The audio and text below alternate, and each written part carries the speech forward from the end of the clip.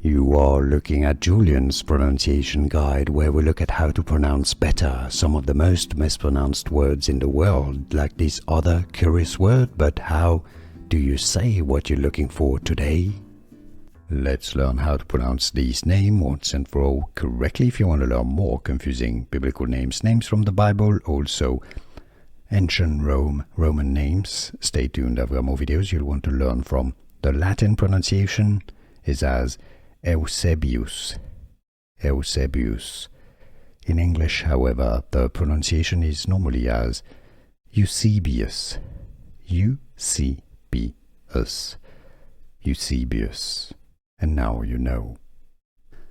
Here are more videos on how to pronounce more confusing words and names too many mispronounced. Like this video if you found it useful. I appreciate your support. I'll see you soon and thanks for watching.